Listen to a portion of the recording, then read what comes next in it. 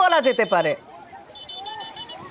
টানা ছুটি, কারণ ছুটিটা হচ্ছে শুক্র শনি, সেই ছুটি মানে শুক্রবার যারা শেষ অফিস গেছেন, শনি রবি সোম মঙ্গল, কারণ দোল এবং হোলি এই ছুটিটা মানে 4 দিনের ছুটি।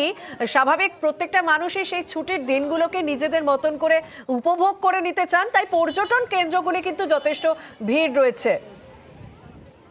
দীঘার ছবি দেখছেন, সেখানেও প্রচুর মানুষ ভিড় করেছেন। হ্যাঁ, তারা সেখানে তাদের মতন করে দোল উদযাপন করছেন, কিন্তু এই যে টানা ছুটি, শুক্রবারের পর থেকে টানা 4 দিন ছুটি, সেই 4 দিন ছুটিকে প্রত্যেকে কিন্তু কাজে লাগিয়ে নিতে চাইছেন।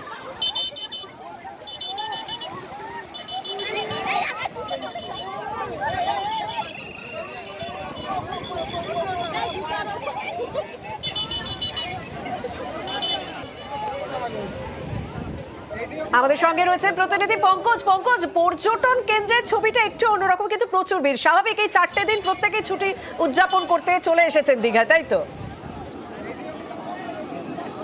একেবারে সমস্যা যেখানে তোমাকে দাঁড়িয়ে রাখি যে দীঘা সৈকত নগরী সুন্দর দীঘায় গত 3 দিন টানা ছুটি রয়েছে। সেক্ষেত্রে কিন্তু ছুটিকে কেন্দ্র করে কিন্তু পর্যটকদের উপচে পড়া ভিড় রয়েছে। সেখানে সকাল থেকে ভিড় দেখিয়েছিলাম। এখন কিন্তু সমুদ্রে যেখানে জোয়ার ছিল, জোয়ারের পরে কিছুটা হলে ভাটার সময়, এখন কিন্তু 1টা-1.5টা নাগাদ কিন্তু ভাটা সম্পূর্ণ কমপ্লিট হয়ে যাবে, যে ক্ষেত্রে কিন্তু সমুদ্রে স্নান করতে পারবে পর্যটকরা।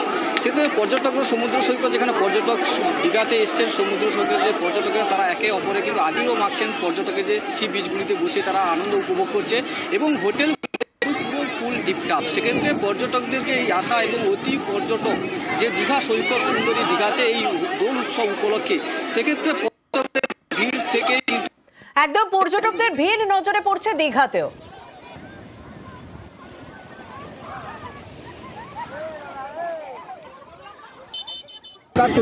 খুব সুন্দর, কেমন লাগছে দীঘা?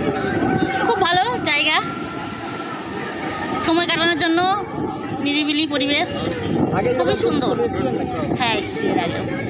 সময় দীঘায় আমাদের আসা, হুলিতে আসি আমরা, আর ছুটি তো সেরকম পাই না, হুলিতে ছুটি, সময় কাটানোর জন্য এখানেই চলে আসি মেয়েদের নিয়ে, ফ্যামিলি।